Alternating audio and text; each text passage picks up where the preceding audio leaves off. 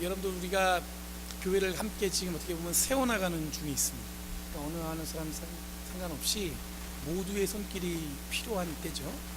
그래서 여러분들 어떻게 보면은 이게 익숙하지 않기 때문에 자기의 손을 갖다 빌려서 뭔가를 한다는 것도 쉽지 않을 거고, 또 어떤 면에서 보면은 내가 나서는 게 내가 온 지 얼마 안 됐는데 뭐 이런 마음으로 이렇게 교회에 이렇게 뭔가 인볼브하는 게 쉽지 않을 텐데, 제가 여러분들에게 소망하고 기쁜 마음으로 여러분들에게 권면하고 싶은 건 뭐냐면, 2019년에는 여러분들 그런 머릿속에 있는 한계 혹은 주변의 분위기 환경 때문에 여러분들이 하는 그 머뭇거림이 없는 그런 2019년이 됐으면 좋겠습니다. 그럼 저는 2018년 쭉 돌아보면서 저에게 뭐가 가장 기억에 남는 줄 아세요? 제가 맞추면 제가 뭔가 특별한 걸 드리겠습니다. 뭘까요? 어떻게 알겠어요? 제 속을. 그죠? 뭐냐면 머뭇거리는 거 있어요. 머뭇하지 말고 그냥 해야 되는데 머뭇하다가 놓친 게 있어요. 여러분들 그런 거 있죠? 여러분들 좀 뭐 복권 사는 거 그런 얘기 하는 게 아니라, 제 말은 뭐냐면 뭔가 머뭇하는 거 있죠. 뭔가를 하기 위해서 이거를 생각을 하다 보니까 너무 복잡한 거예요, 이게. 그러니까 머뭇한 게 너무 많아요. 그래서 저는 내년에 여러분들에게 특별하게 부탁드리고 싶은 거는, 여러분들 머뭇하는 손길들을 다 주머니에서 빼시고, 여러분들 자기가 본인이 하고 싶은 것들 있다면 언제든지, 그리고 여러분들 그것을 위해서 도움이 있다면 언제든지 환영할 수 있는 그런 교회가 됐으면 좋겠습니다. 저는 그런 의미에서 이 영상을 준비했어요. 이 영상 찾는 게 쉽지 않아요. 이게 진짜 하나님의 은혜로 찾아지는 거거든요. 어쩔 때 못 찾을 때는 제가 그냥 찬양하고 때우는데, 여러분들 내년에 특히 여러분들 사역하는 봉사자들을 위해서 여러분 많이 후원해 주시고 기도해 주시기 바랍니다. 그럼 말 그대로 여러분들 한 해의 끝자락에 우리가 서 있습니다. 그렇죠? 벌써 한 해가 갔다는 아쉬움도 있고, 이제 새해를 어떻게 준비해야 되나 그런 기대가 있는데, 오늘 권사님 오셨네요? 아이고, 김숙진 권사님 뒤에 나오셨네. 박수를 한번 해주세요. 아프지 않은데 오늘 예배하기 위해서 나오셨어요. 아직 치료가 완벽하게 안 된 걸로 알고 있는데, 그 뒤에 저기 따님이신가요? 머리가 고개를, 아유, 넷째 따님인데 엄마 아프시다고 해서 한국에서 직장도 그만두고 오셨어요. 환영한다고 박수 한번 쳐주시죠. 이따 하겠지만. 네. 자, 여러분들 한 해가 갔다는 아쉬움도 있고, 이제 한 해가 새로 시작한다는 기대도 있어요. 그 두 가지 마음이 이제 아마 다들 계실 거예요. 이런 상황에서 여러분들 올해 마지막 예배를 드린다는 것은 매우 의미가 있다고 봅니다. 여러분 1년이면 52주인데 52주 동안 하나님께 예배한다는 것. 근데 그 중에서 여러분들 오늘은 마지막 올해 하나님께 예배한다는 것은, 여러분 예수를 믿는 사람으로서 여러분들 어쩌면 굉장히 특별한 신앙적인 행위라고 볼 수 있습니다. 아, 이게 뭐 특별할까 싶은데, 여러분들 예배 드리는 거 하나만 잘해도, 그것만으로도 하나님과의 관계는 어떻게 형성된지 우리가 잘 알고 있을 거예요. 흔히 여러분 믿음이 있는가 없는가를 교회에서 많이 이야기합니다.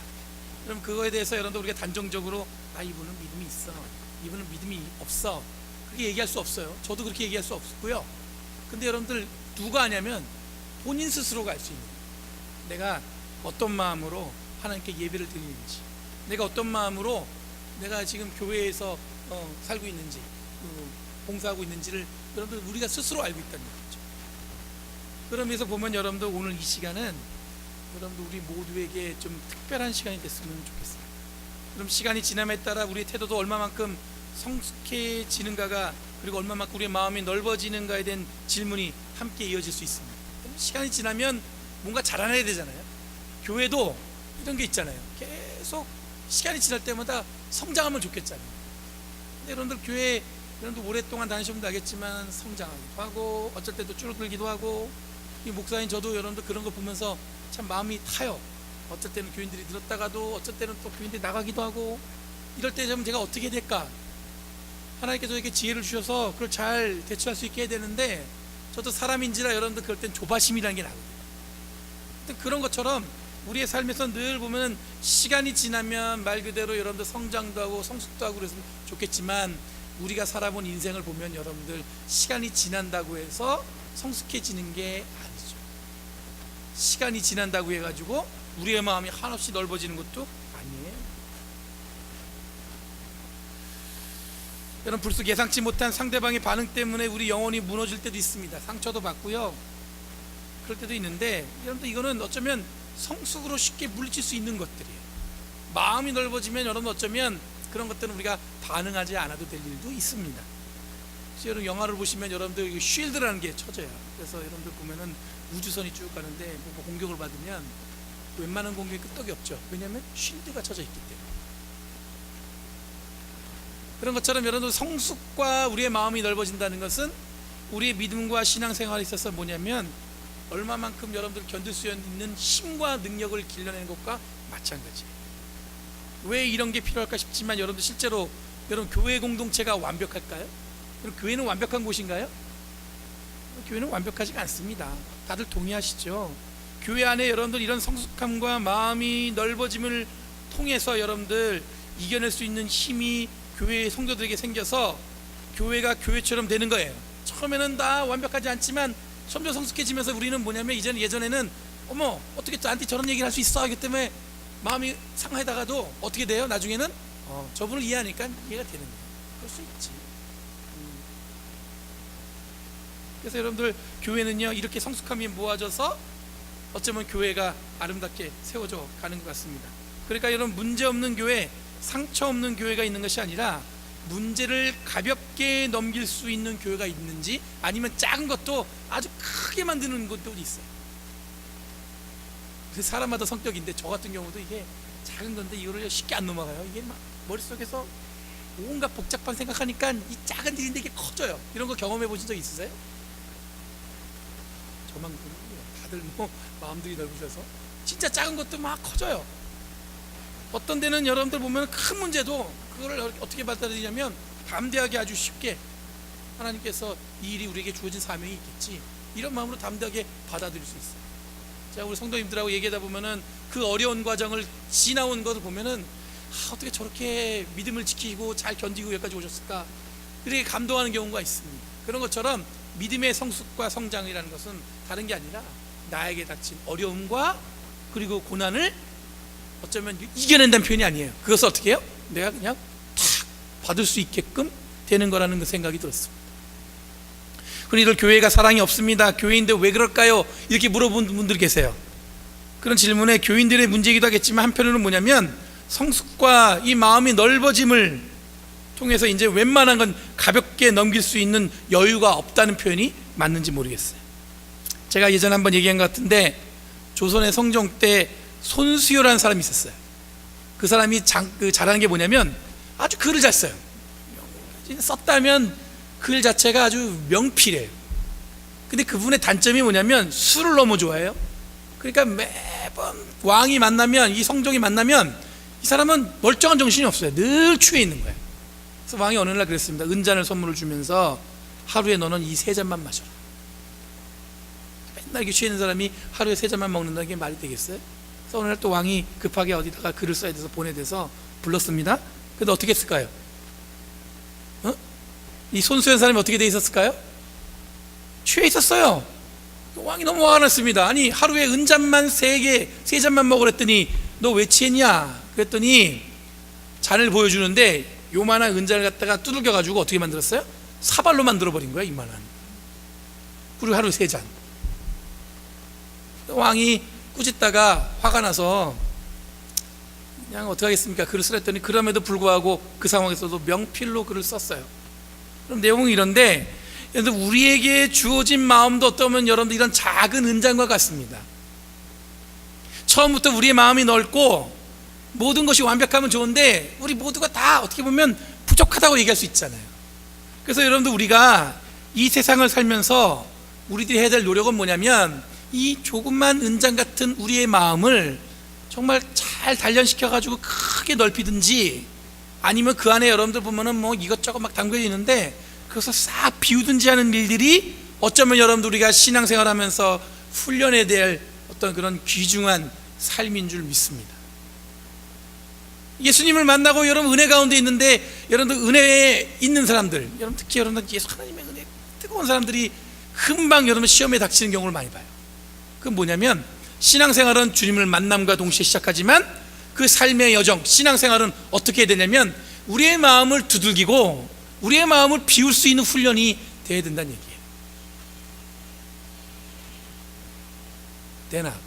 This song is the BTS? Shiny. 오케이.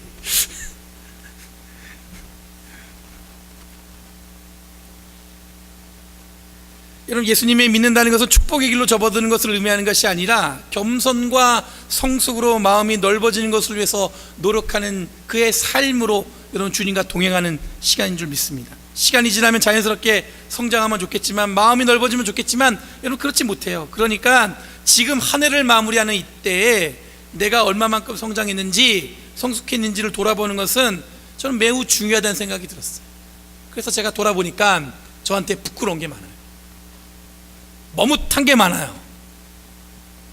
그리고 뭐냐면 온전하게 내가 하지 못했던 것도 많아요. 그럼에도 불구하고 여러분들 뭐 하는 거예요? 우리는 계속 성숙해지고 성장을 위해서 우리는 뭐 해야 돼요? 노력해야겠죠.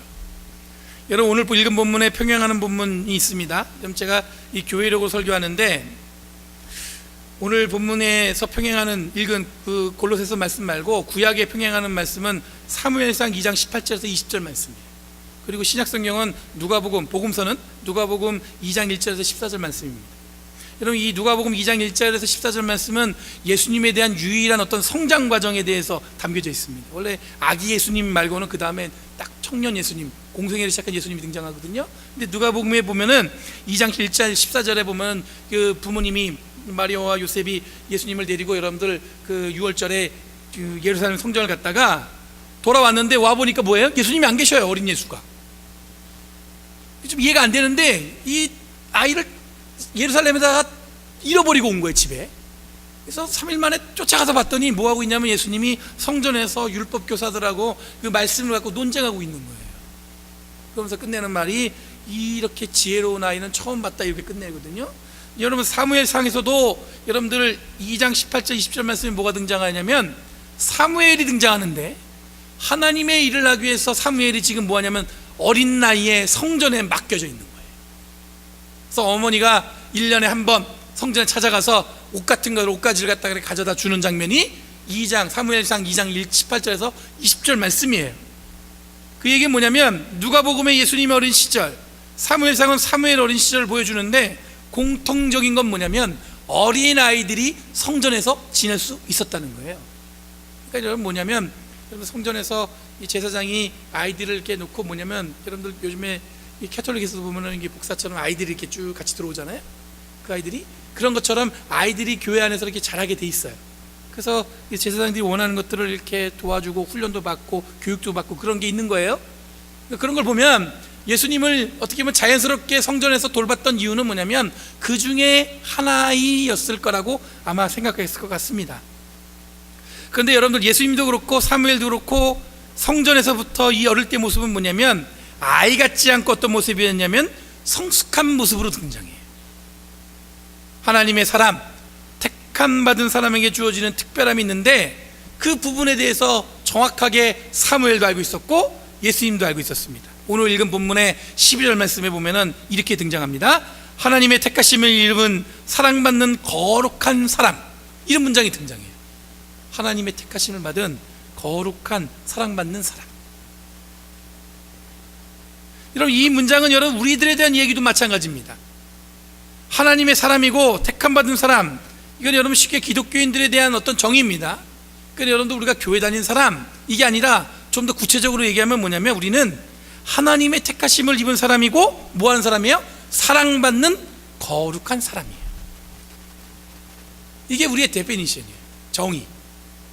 택함 받고 거룩함을 받은 사람들, 사랑받는 사람들.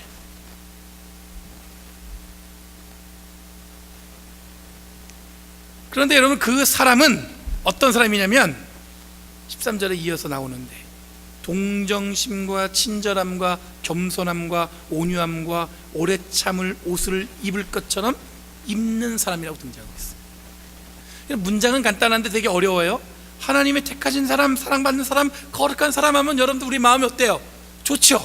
하나님 나를 택하셨어, 나를 사랑하셔, 나를 거룩하게 만드셨어. 근데 여러분들 그 다음에 이어지는 말씀이 뭐냐면, 이렇게 택함 받은 사람에게는 책임이 주어지는데 이게 우리를 괴롭혀요. 동정심이 있어야 됩니다. 친절함과 겸손함과 온유함과 오래 참음이 있어야 된다는 거예요. 근데 여기서 또 눈여겨야 될 게 뭐냐면, 그게 여러분들 예수님을 믿어서 나를 택하셔서 내가 거룩하게 부름받아서 나를 사랑하셔서 자연스럽게 내 마음에 생기는 게 아니라, 옷을 입는 것처럼 여러분들 뭐냐면 동정심, 친절함, 겸손함, 온유함, 오래 참음을 어떻게 해요? 입으라는 거예요. 옷 입는 것처럼.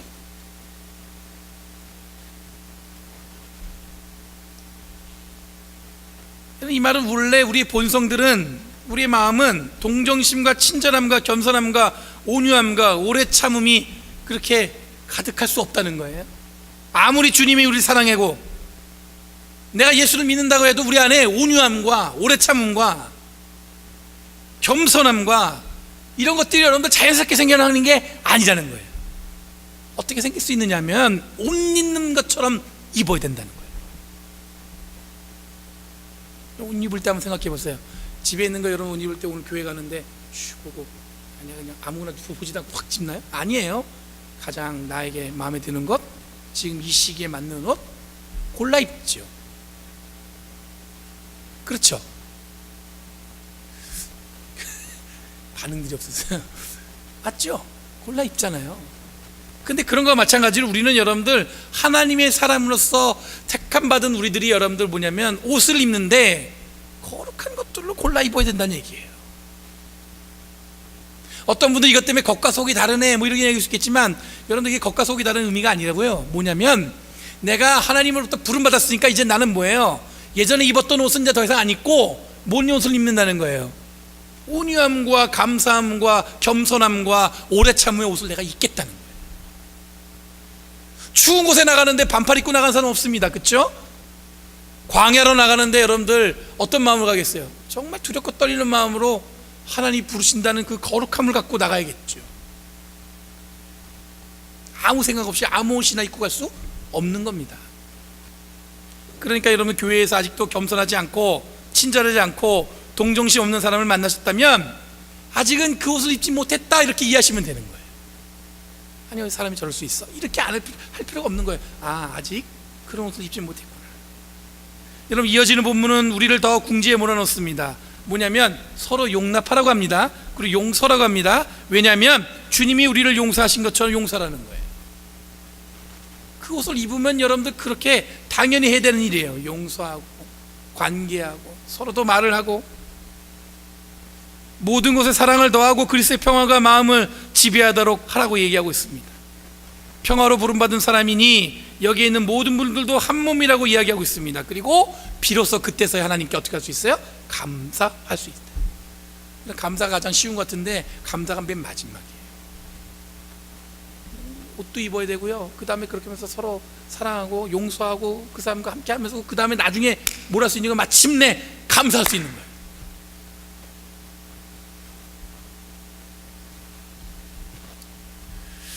평행본문을 엮어서 보면 여러분 어린 사무엘과 어린 예수님을 자라면서 경험하는 성숙의 과정이 우리들이 겪어야 할 과정과 비슷한 것 같습니다.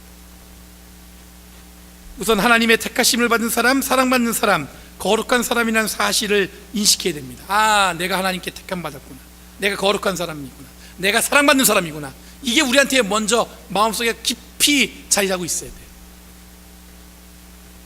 그 다음에 나오는 게 뭐냐면 바로 그 첫 번째로 동정심과 친절함과 온유함과 오래 참음의 옷을 어떻게 해요? 입으려고 해야 돼요. 그리고 몸을 이쁘게 치장하듯이 여러분 우리 신앙 가진 사람들 이 모든 걸 다 이쁘게 우리 뭔가 치장하는 가운데 우리의 몸과 마음이 더 성숙해지고 성장할 수 있도록 노력하는 게 여러분들 성도의 삶이라고 생각합니다. 어떤 분들은 여러분 교회에 오면은 그런 표정이에요. 건들기만 해봐 이런 표정이 있으세요. 오늘 뭔가 문제가 있었겠죠. 아픔도 있었고. 근데 여러분 무엇보다도 우리가 명심해야 될 게 뭐냐면 그 문제가 있어서 어쩌면 내가 입어야 될 온유함과 사랑과 겸손과 그 옷을 입지 못하게 된 거예요.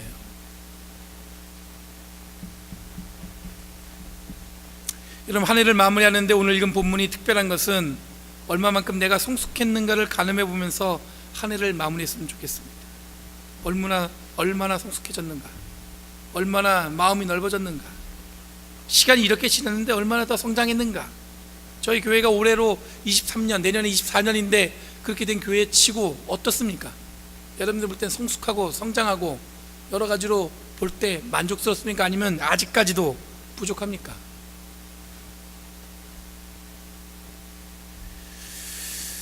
여러분들, 제 자신을 개인적으로 생각해 보면 부족한 것들이 너무 많이 떠올라서 부끄럽습니다.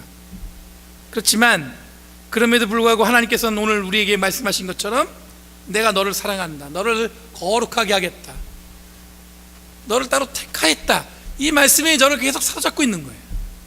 그럼에도 불구하고 부끄럽지만 힘들지만 어렵지만 그 말씀이 여러분들 우리의 몸과 마음을 사로잡고 한 해 한 해 시간이 가면서 성장하고 성숙할 수 있는 믿음과 여러분들 동행하시는 저와 여러분들 되길 바랍니다. 만약에 여러분들 이게 맨날 감사하다지만 여러분들 그게 쉬운 게 아니라고 말씀드렸잖아요. 온전한 그리스도인의 옷을 입지 않으면 감사할 수 없고, 간단한 것 같지만 여러분 이게 성숙한 마음, 넓은 마음 갖는다는 게 이게 쉬운 게 아니거든요. 근데 만약에 그렇지 않으면 시기하고 질투하고 어렵게 되는 걸 우리가 잘 알고 있어요. 2018년 한 해 어떻게들 사셨습니까? 만족스러우셨습니까? 아니면 아쉬운 게 더 많습니까? 저에게 개인적으로 말씀드린, 저에게 묻는다면 한 가지 딱 뽑는 사건이 있는데 뭐냐면 한번 제가 얘기했잖아요. 저에게 가장 크게 저를 굉장히 힘들게 했던 건 뭐냐면, 힘들게 했다기보다는 저를 어렵게 그 순간 몰아넣었던 거는 제 아내가 아플지도 모른다는 생각 때문에 그랬어요. 의사도 그렇고 막 그때 막 바이옵시는 저는 그게 간단한 건 줄 알았더니 이렇게 바늘로 꽂고 뭐 복잡하더라고요. 근데 그 순간 그때만큼 저는 올 한 해 제가 어떤 마음이냐면 좀 이렇게 잘해줄 걸, 이런 마음이 생겼어요. 근데 지금 솔직한 얘기로 괜찮다니까 그 마음이 싹 사라졌어요. 근데 왜냐면 그 순간에는 정말 그랬던 것 같아요. 이게 아플지 모른다, 아내가 아플지 모른다. 이 얘기는 무슨 얘기냐면은, 만약에 우리 성도 중에서 누가 아플지 모른다, 우리 김숙진 권사님 아프셔갖고 굉장히 했을 때 그때도 저도 비슷한 마음이 들었어요. 아프신데 우리 교회의 기도 일꾼이시고 그리고 여러분들 자녀들에게 신앙의 모범을 보여주셨던 분인데 아프시면 안 되는데, 그런 마음들이 저를 굉장히 두렵게 했습니다. 마찬가지로 우리 성도들 누구나 그렇겠죠. 여러분들도 그런 마음이 있지 않겠어요? 목사님이 아프면 안 되는데. 한 해를 돌아보는데 여러분, 그런 두려움이 저한테 왔었어요.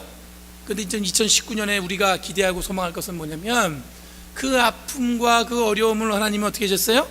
이겨내게 하셨습니다. 그러면 이제 우리가 해야 될 건 뭐냐면, 우리의 몸과 마음을 더 성장시키는 거예요. 그리고 교회도 성장할 수 있게끔 노력하는 거예요. 우리의 관계도 더 성장했으면 좋겠습니다. 그런 가운데서 주님이 역사하셨습니다. 이렇게 고백하며 감사할 수 있는 은혜를 나누는 저와 여러분들 되길 간절히 바랍니다. 기도하겠습니다. 거룩하신 주님의 은혜 감사합니다. 주님께서 지금까지 함께 하셨고 주님이 역사하셨고 주님이 이루어 주심을 감사드립니다. 주님, 저희는 부족했지만 주님이 그 모든 부족함을 채워주신 줄 믿습니다. 그 가운데 함께 하신 주님의 이름 가운데 우리의 삶을 드리는 저희를 대하여 주셔서 감사드리며 예수님의 이름으로 기도합니다.